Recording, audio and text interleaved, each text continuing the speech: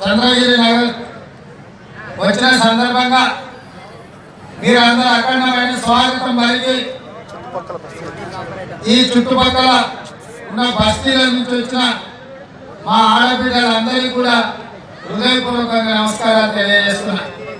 మిత్రులారా, ఇవాళ జరుగుతున్న ఎన్నికలు పార్లమెంట్ ఎన్నికలు, మన శాసనసభ ఎన్నికలు జరిగినప్పుడు మీలో చాలా మంది ఈ రాష్ట్రానికి ముఖ్యమంత్రి కేసీఆర్ ఉండాలని ఓటేసిండ్రు. ఆయనకు 88 సీట్లు వచ్చినాయి. ఇగో 10-12 కొనుక్కొని 100 సీట్లతోనే ఇవాళ కుర్చీలో కూర్చున్నాడు.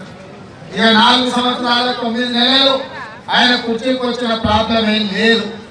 ఇవాళ మీరు ఓటైనంత మాత్రాన కేసీఆర్ కు వచ్చే నష్టమేం లేదు, కష్టమేం లేదు.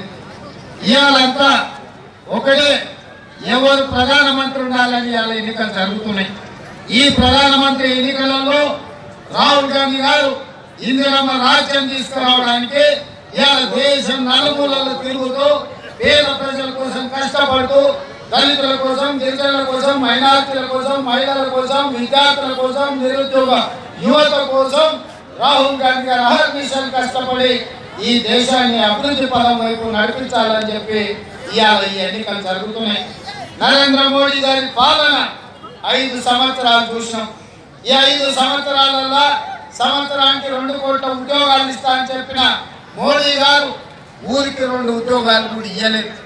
అదేవిధంగా ఇవాళ ఈ దేశంలో మోడీ గారి చేతిలో ఎవరికి రక్షణ లేకుండా పోయింది.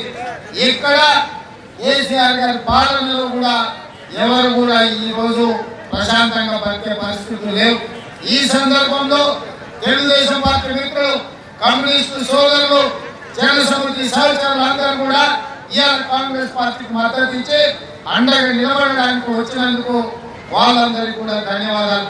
ఇవాళ నేను ఒక్కటే మాట చెప్పదలుచుకున్నాను మిత్రులారా, ఆలోచన చేయండి.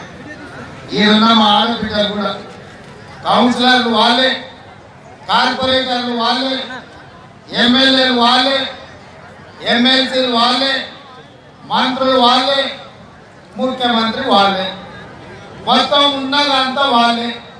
కానీ ఏ ఒక్క పని చేస్తలేరు. మరి చేస్తలేరని అడిగేటోళ్ళు ఎవరైనా ఉండాలా వద్దా ఒక్కసారి చెప్పండి. ఉన్నారా?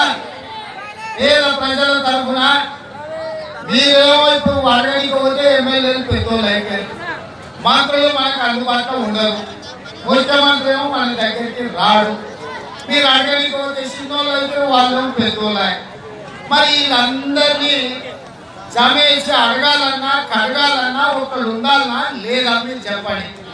ఉన్నారా?